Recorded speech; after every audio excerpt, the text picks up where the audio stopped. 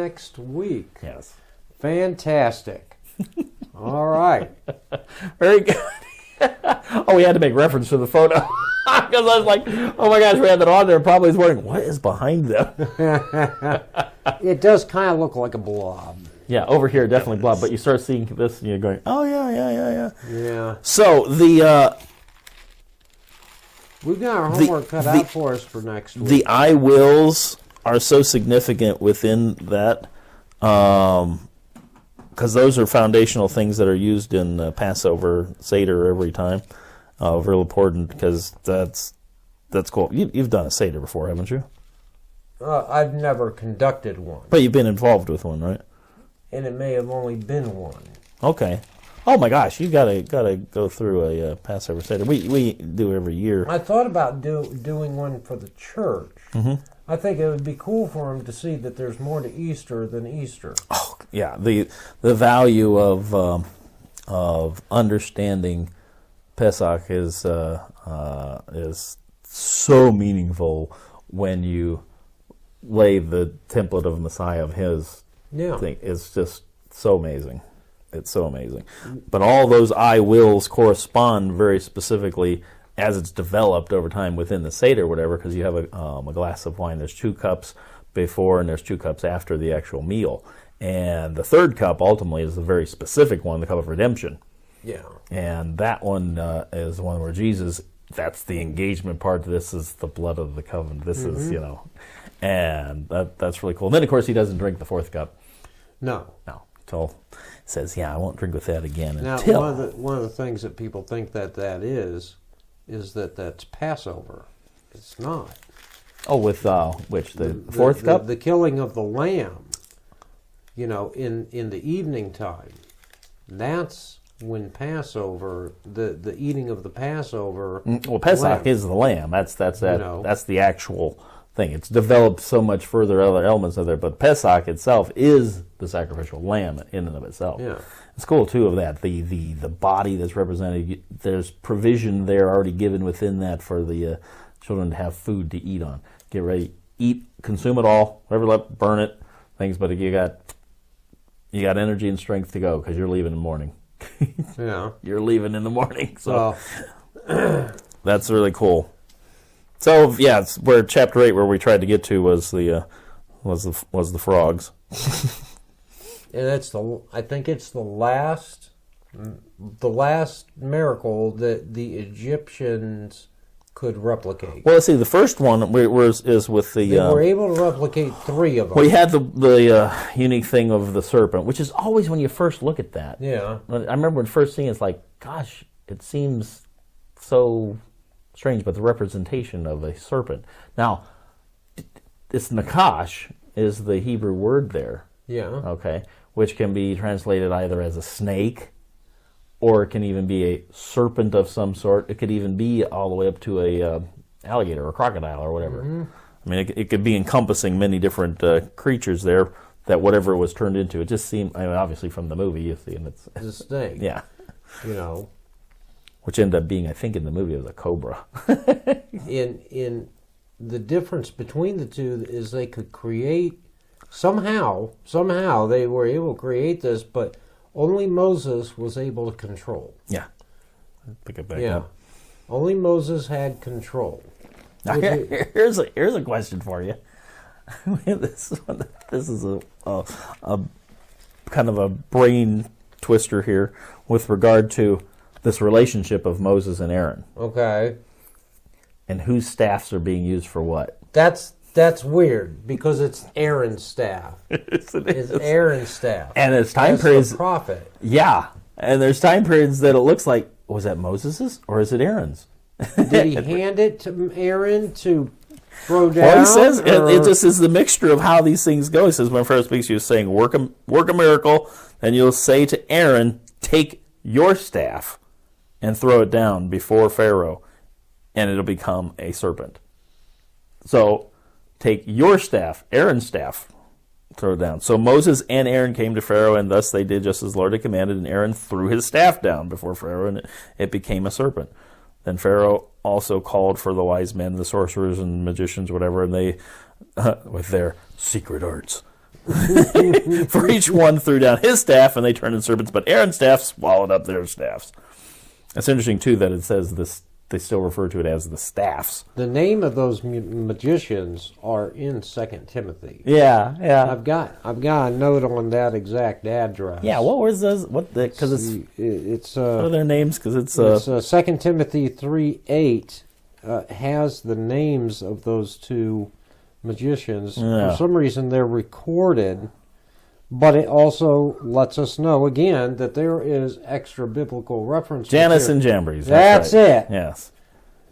Janus and Jambres, at least as it's put into, transliterated there.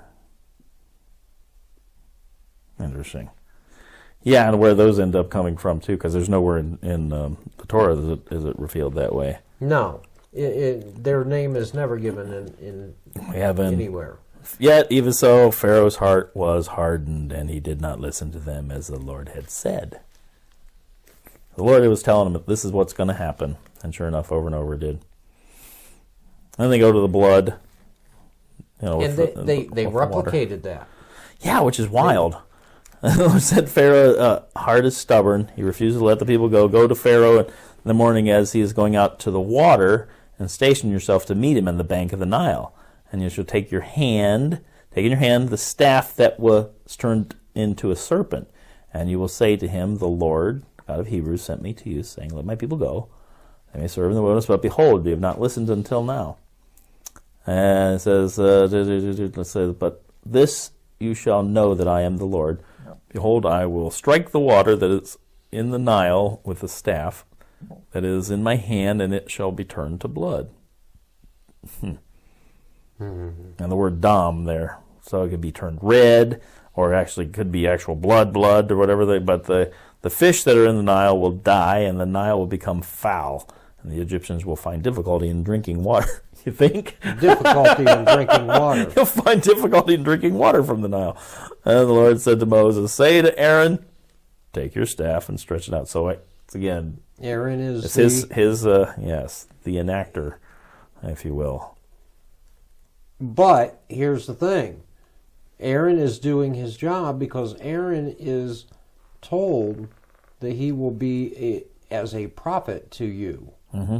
So it's the top down. Mm-hmm. Yeah.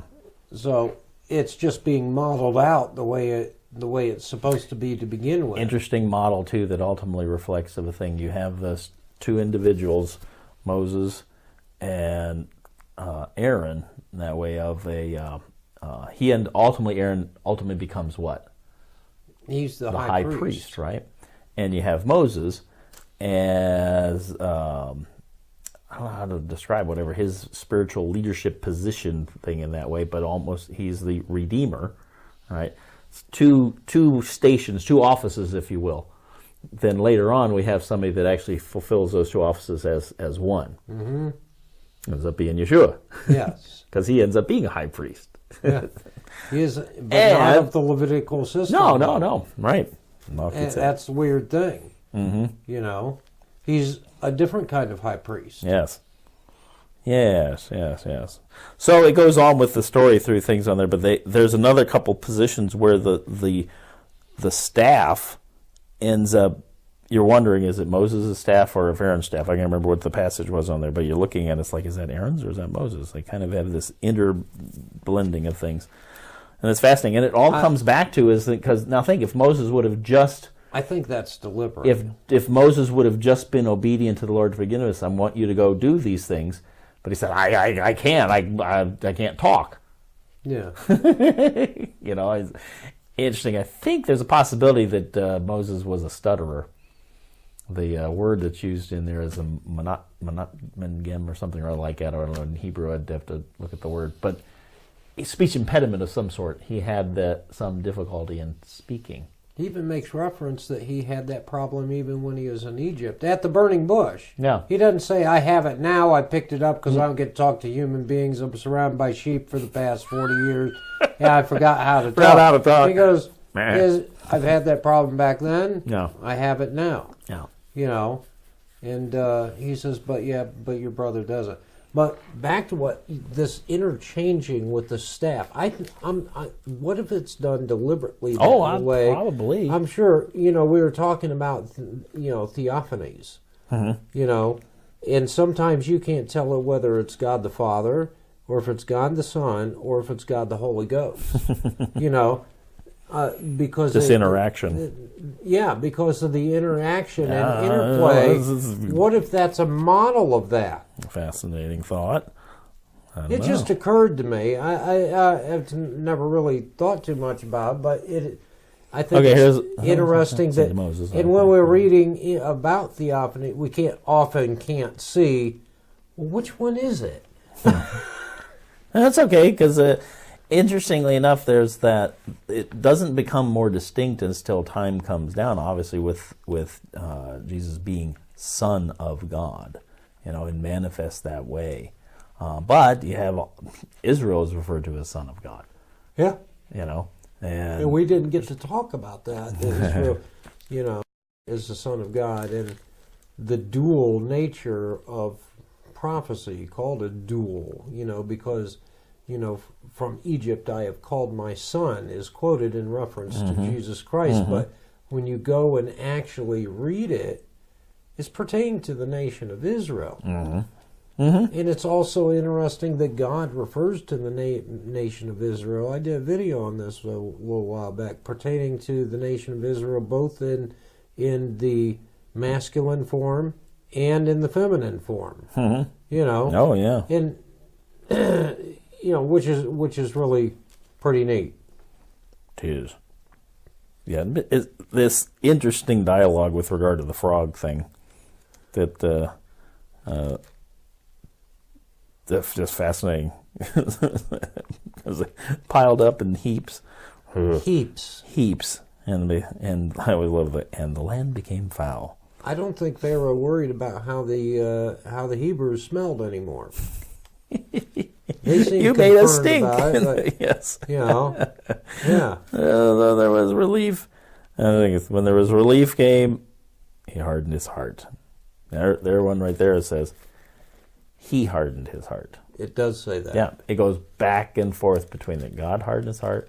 And I heard one phrase that helped me a lot with regard to this understanding of hardening, things of causation. Yeah. Think of it this way, of a phrase: grace rejected hardens. Okay. So in other words, if you have things, because reality is, what if Pharaoh had just been obedient to the Lord? I was thinking about that. God wouldn't have been able to harden his heart. If it had been like, have your way. Yeah. There, release, bless them, etc. Could have gone all that direction. And the thing is, that's perpetually being done. Yeah. Grace, God's hand of favor of obedient to His will. If it is received and obeyed, there's no heart. There's the blessing occurs, right? But as soon as it is turned away from, that's the element that has at least by the phrase, a hardening effect. So in other words, then, if God's the one that's manifesting the grace there, is He causing the twisting of this individual's will? Saying it's like, I want to be obedient to you, but you're making me not. No, that doesn't work that way. I don't think so either. It doesn't work that way. I don't think so. I think it is an individual's choice then of how they're going to respond to God. And if you respond not obediently, whatever. What if we would think of it this way, in that the choice to go this way or that, Pharaoh's choice that was being presented to him by Moses and Aaron, was actually the catalyst. You can go. In other words, basically, I'm saying what you're saying. Depending on how you respond to this, is going to determine if you're going to be softened or hardened. Right now, it's just a choice. Yeah. It's just a catalyst. You've got to interact with this choice one way or the other. Right. I think kind of like drugs and alcohol and all that. When you say yes to drugs the first time, it's often the most difficult. And then the struggle of making decisions to do something about it. To do something that you aren't supposed to do. I think the first time is the most difficult time. Oftentimes it is, but as you say yes once, what do you know? It's a little easier to say yes the second time to drugs or whatever the case may be. Because you can have within that decision, there can be a positive and a negative things, but even so, you lean toward, well, I know this is still possible, but it becomes, it becomes progressively easier. Yeah. Pharaoh is compounding his own problem because every time he changes his mind and reneges, it gets easier for him to renege the next time. And even easier to renege the next time after that. Although each time the pressure keeps getting turned up on him. Yeah, but he keeps reneging. And I think Pharaoh is adding to the hardening of his own heart because it becomes easier and easier and easier every time. Yeah. If that makes sense. Yes, I think you're right. I'm not sure that made total sense to me myself, but but it makes sense that it becomes easier every time. Right. That part makes sense. Right, that part makes sense there. Now, as to why, because every time he gets hit back in the face, even stronger on there, and it keeps getting worse and worse, starts affecting more and more people of things. It's almost like he just doesn't know any other way now. Yeah, I think he's so in the tank to himself at this point in time when it comes down to the 10th plague, and then the 11th, the 11th event. We can't call it a plague, but the 11th event, the wonder, the judgment. It's truly amazing, but... Because it was, I'd like to check that of the actual number of times that the phrase hardened is used, but I'd heard somebody that had made reference to that, said it was like up to 20 times. Half is saying that Pharaoh hardened his heart, himself, but then the other time the Lord hardened Pharaoh's heart, and he was not willing to. Why would the Lord harden Pharaoh's heart if Pharaoh was willing to be compliant? See, Nebuchadnezzar ultimately was willing to be compliant. Ultimately. Took a little while to get there. Yes. It did. Wow, it's 7:00. So. Very good. All right. So, I think we're going to have fun at the next week. We've got the full length of time to.